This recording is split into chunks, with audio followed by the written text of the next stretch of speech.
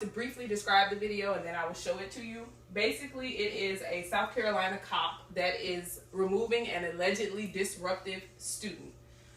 First, I'm going to show you the video and then we can delve further into this video or the situation as a whole.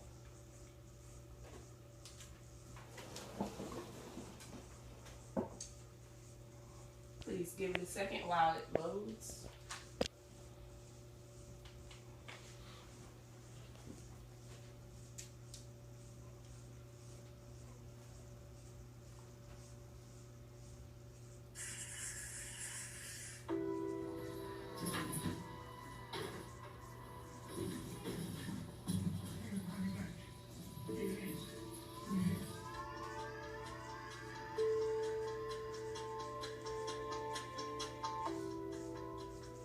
And again, the video is just reiterating what I had already said.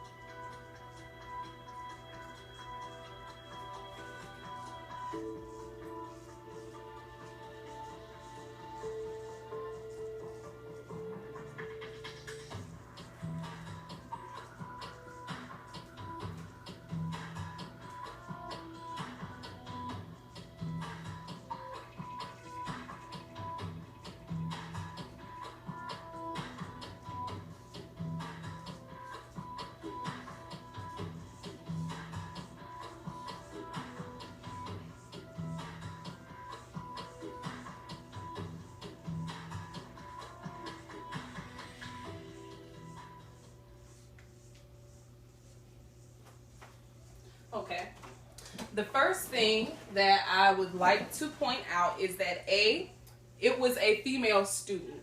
What the school is claiming as disruptive is that the student was looking at her cell phone. She was not talking on it, she was simply looking at it.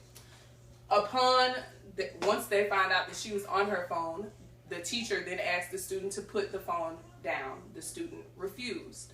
Now, I myself, I went to a public school and I was quite mischievous when I was young. When I got in trouble, the proper protocol was to identify or tell the teacher. The teacher identified the problem and they spoke with the student. After they spoke with the student, if the student still did not follow the directions, they then spoke to school security or they sent the student to detention. This escalated very quickly. The parent was never notified. It went straight from the teacher and from the teacher to the police. There's a hierarchy that's normally set in place in public schools. And again, it would be the teacher and student, they have a conference. After the teacher and student have a conference and the student is still not complying, they then go to school security or they send the student to detention. If detention does not work for the student, they then call the parents. Again, when I was in school, this is the protocol that I went through. The police never had to get involved, especially not over something as simple as a cell phone.